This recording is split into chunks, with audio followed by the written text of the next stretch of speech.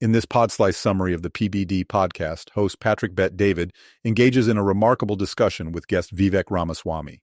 They delve into Ramaswamy's challenging interactions with instead of the Republican National Committee, RNC, specifically focusing on an incident with RNC chairperson Ronna McDaniel. It all began when Ramaswamy criticized the RNC's string of electoral losses, expressing those concerns directly to McDaniel. He argued that there had been losses in 2018 and 2020, no significant gains in 2022, and a substantial defeat in 2023. With these disappointing results, he firmly proposed a need for change in the Republican leadership. He was startled by McDaniel's oblivion to these electoral shortcomings, even questioning the events of the previous night's election when he confronted her about it directly. There was more to their backstage conversation than just election outcomes. They also disputed their perception of the RNC's role, its funds, and the possibility of an upcoming debate. Interestingly, she warned him that his participation alongside Chris Christie in an open dialogue could result in his disqualification from the next debate, leaving him baffled about how that could possibly benefit the GOP voter base. He noted that despite these clashes, it wasn't personal, but he was concerned about repeated leadership failures. Notably, she refused to assume responsibility for the election losses, insisting they were separate state races, which provoked further criticism of a lack of accountability. Ramaswamy recalls McDaniel's contentious actions during the debate, including booing him and clapping for other candidates, which he felt was inappropriate considering her position as a neutral arbiter for the GOP. He also noted her statement about not donating another cent to him from the RNC. This reaction highlighted her perceived ownership of RNC funds as a form of conflict of interest. A curious issue tackled in their chat was the RNC's stance on allowing particular GOP candidates to debate against each other, but barring him from doing just the same.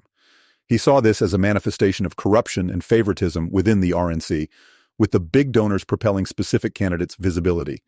He believed this favoritism was contrary to the genuine representation of GOP voters' interests, which was an ongoing concern for him. In this segment, there's a focus on Vivek Ramaswamy's reaction to a range of public polls and media opinions regarding his debate performance. These polls and opinions varied significantly, from placing him last to being the top performer, revealing a wide division of views about him among differing political affiliations and ideologies. Ramaswamy sharply addressed RNC Chair Ronna McDaniel's assertion that he voted for Obama, a claim he outright rejects. According to Ramaswamy, this false assertion made on national television underlined McDaniel's continued hostility towards him and highlight her disregard for factual accuracy. He also notes her petty behavior, such as booing him during debates, as further evidence of her bias. In answering critics who allege disloyalty within the Republican Party, Ramaswamy defends his commitment to the party, even stating his personal sacrifices of wealth for his campaign. He attributes this to his determination to challenge a corrupt system that he perceives as favoring select individuals and interests over genuine party goals. Interestingly, he also calls into question the RNC's apparent practice of choosing debate moderators who lean favorably towards certain candidates. He sees this as indicative of a flawed decision-making process that ill-serves the broader Republican constituency. Ramaswamy's dissatisfaction with current party leadership and processes also leads him to share his thoughts on who could be a better RNC leader. According to him, Harmy Dillon and Scott Pressler are a few individuals who possess the necessary competence and dedication to party interests, a stark contrast to the current leadership under Ronna McDaniel. Ultimately, Ramaswamy's perspective throughout this discussion underscores a vocal disgruntlement at the Republican Party's leadership and operational tactics. This sentiment emerges from his strong conviction about the need for greater transparency, accountability, and alignment with genuine Republican values and objectives. In this continuation of the discussion, firebrand Republican candidate Vivek Ramaswamy goes on to extend his commentary on the ills of foreign policies and the true nature of the establishment. He identifies foreign policy as the third rail of American politics and asserts that any challenge to the established neoconservative model is considered a direct threat to vested interests. Ramaswamy also delves into the controversial dynamics of establishment politics, with particular focus on the shift in establishment support from Ron DeSantis to Nikki Haley during the election. As he sees it, DeSantis' inability to gain sufficient traction despite major financial backing rendered him a non-viable candidate, leading the establishment to pivot to Haley as the new preferred candidate. Ramaswamy then dissects the corruption he perceives in Nikki Haley's political and economic dealings.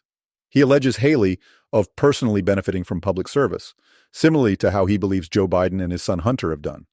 From Haley's time as governor of South Carolina and her favors for companies to her small term at the UN and the creation of a military contracting firm, he details several instances he deems as questionable.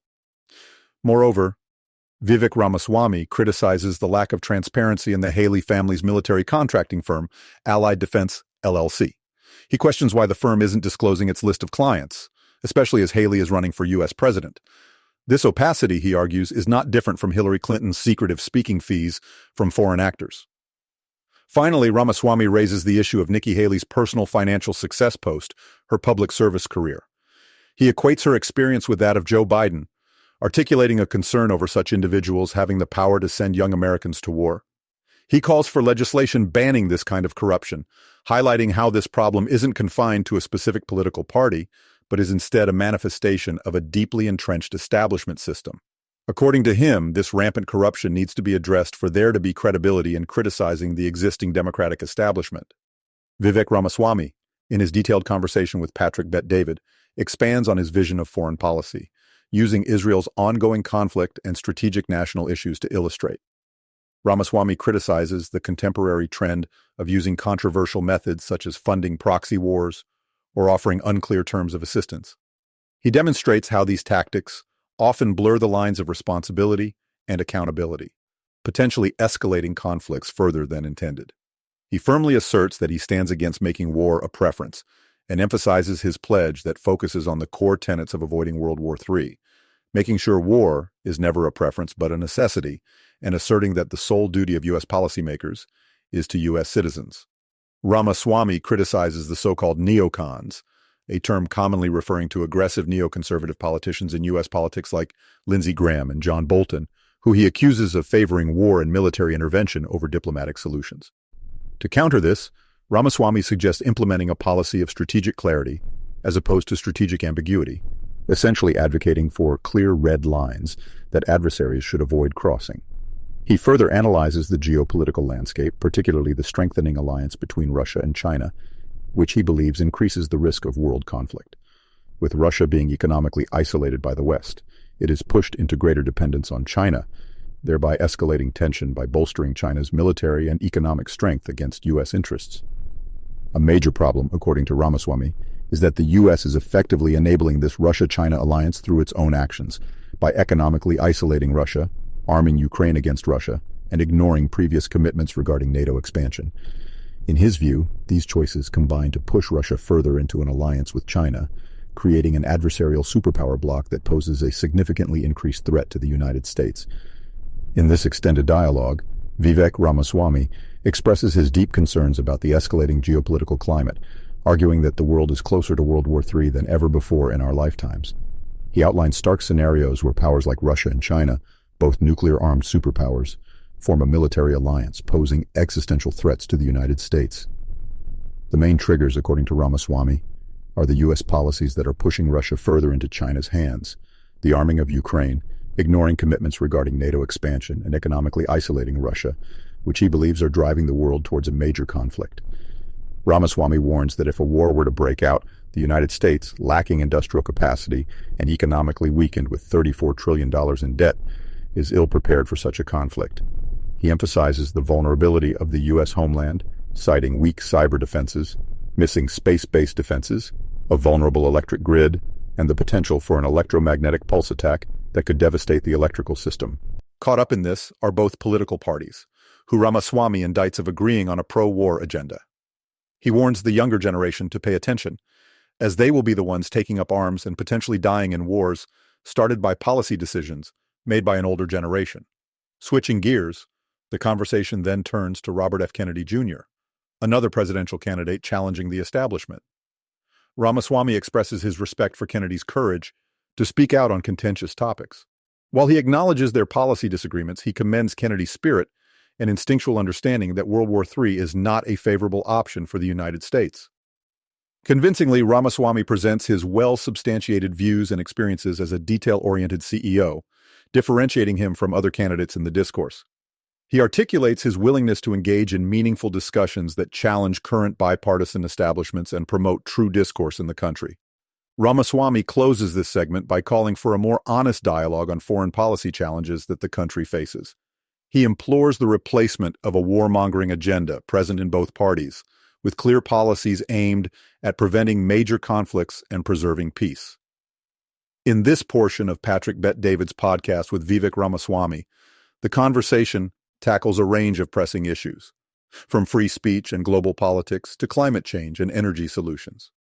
Drawing attention to free speech, Ramaswamy criticizes the selective approach towards the issue by some individuals, urging for an all-inclusive endorsement of free speech.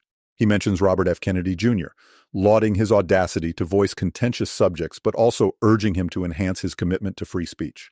The conversation shifts towards the geopolitical scene, where Ramaswamy criticizes the U.S.-China relations in the current context. He sees China's President Xi Jinping exploiting the West's self-perceived guilt and obsessions around climate change and racial issues. He insists that a candid conversation with China's leader must include topics such as the COVID-19 pandemic origins, intellectual property theft, forced technology transfers, and misuse of American companies. Ramaswamy relays his vision to establish fair play, shake off China's economic influence, and fortify the U.S.'s relationships with Japan, South Korea, India, and Australia. He highlights the importance of asserting a firm stand on Taiwan, emphasizing U.S. semiconductor independence as paramount before any shift in policy. One strategy Ramaswamy suggests is leveraging the massive U.S. debt held by China to exact reparations for the financial impact of the COVID-19 pandemic. He also argues for changes in international trade rules, pushing for data, intellectual property, and currency manipulations by China to be addressed. The conversation ends on the topic of energy, where nuclear power is discussed as a potential solution for energy insufficiencies, especially in states like California. However, it is recognized that there are common misconceptions about nuclear power due to past disasters like Chernobyl. But it is pointed out that modern 5th and 6th generation nuclear power presents an evolved and safer solution. This segment of the conversation presents a potpourri of key contemporary issues that elucidate Ramaswamy's stance on global politics, free speech, and potential energy solutions. In this further discussion, Ramaswamy discusses his posture towards nuclear energy, viewing the Nuclear Regulatory Commission as fundamentally hostile to novel approaches in the field. He cites the increase in the average time to build a new nuclear power plant in the United States from 5 years pre-NRC to now 25. 40 years, attributing this to the agency's draconian environmental clearances. Ramaswamy reveals two prevalent misconceptions steering the discourse on nuclear energy. First, the older nuclear disasters like 3 Mile Island and Chernobyl create a fear-driven stigma associated with nuclear energy. However, contrary to these fears, 3rd and 4th generation nuclear reactors are proven to be smaller, safer, and more efficient. Despite this, these newer, safer reactors are not being built in the United States due to policy constraints. Hence, the U.S. is left operating mostly older, Gen 2 reactors, which raises safety concerns. The second misconception surrounds China's role in nuclear energy. China holds the only Gen 4 nuclear reactor worldwide, mainly because they have little choice given their energy needs. Ramaswamy criticizes opponents of nuclear energy, stating their opposition reveals that their agenda isn't about the climate, but about allowing China to catch up to the U.S. Further, Ramaswamy proposes a unique solution to downsize the federal government, to lay off employees based on whether the last digit of their Social Security number is even or odd, regardless of their performance. He suggests this as a way to immediately reduce the federal workforce, arguing that executing on this plan early in his tenure would provide momentum for the rest of his presidency. Ramaswamy and Bet-David also briefly discuss potential VP candidates. Ramaswamy praised Tucker Carlson for understanding the nation's fabric and defying partisan orthodoxy. He even entertained the notion of Elon Musk, even though he's not a U.S. natural-born citizen, for his entrepreneurial achievements and execution prowess. Touching on his approach to building a staff in the administration, Ramaswamy emphasized selecting individuals superior to himself in their respective areas. He underscored this point reciting his philosophy, who's going to be better than me in each of the domains that I need it. In this portion of the PBD podcast, discussions are centered around political strategies, potential alliances, and the intricate dance of power dynamics. Ramaswamy delves into his political strategy, refuting the idea of being anyone's vice presidential candidate. He emphasizes his commitment to sticking to his Plan A, which is winning the presidency, and underlines the sacrifices he and his family have made to make this commitment viable. Next, Patrick Bet-David questions Ramaswamy on the potential shakeup in the political landscape with Joe Manchin, the moderate Democrat from West Virginia, announcing that he won't seek re-election for the Senate but teasing a third-party presidential run. Ramaswamy leans away from seeing Manchin's possible run as significant, doubting if there's a path for Manchin in a third-party capacity.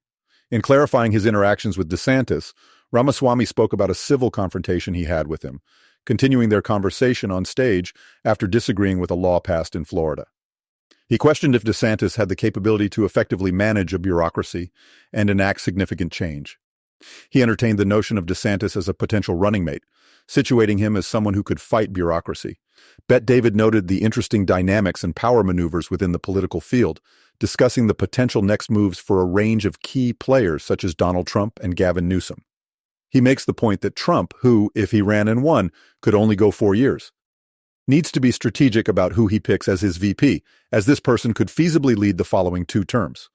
Bet David analyzes the possibility of Ramaswamy being a potential VP candidate in a Trump scenario. In the face of all these speculations, Ramaswamy emphasizes his focus on his own race, with a burning ambition to lead the country and revive its national soul. Though not ruling out future opportunities, his sight is firmly set on becoming the next president. The podcast moves on with Patrick Bet David and Vivek Ramaswamy continuing to discuss the potential course of the Democratic Party. Ramaswamy predicts Joe Biden will not be the Democratic Party candidate in the next presidential election, firmly believing that Biden is functioning more as a puppet for the Democratic establishment rather than independently. Ramaswamy doesn't see Kamala Harris or Michelle Obama as contenders, suggesting they won't stand lightly against some ambitious Democratic governors. Ramaswamy offers his prediction with some uncertainty, believing, however, that both parties are steered by larger forces, which he refers to as the machine. This, according to him, is a network of donors in the administrative state that truly controls the political scenes. Bet David and Ramaswamy articulate that this manifests in how elections are influenced by money, effectively limiting the say of the grassroots base. Further discussing this internal machinery, they also raise questions about the fair nature of open primaries and the overall political process. Ramaswamy suggests that certain cases, such as Joe Biden's son, Hunter Biden's case, are left lingering to possibly control the political narrative when needed. Diving deeper into Ramaswamy's political ideology, Bet David directs a question about his stance on DACA recipients, or the Dreamers, to which Ramaswamy shares a nuanced viewpoint. He empathizes with people who entered the country due to informal approval by previous governments, yet stresses maintaining the rule of law as a critical principle. He proposes that people who entered the country illegally should be returned to their country of origin with a chance to return legally, should they meet certain legal immigration standards. It becomes clear that Ramaswamy is determined to abide by the rule of law, even in complex situations, valuing upholding America's foundational ideals over easy solutions. Check out the full podcast by clicking the link in the description below. Make sure to like, comment, and subscribe for more content like this. Thank you for listening to this podcast summary episode of the Pod Slice.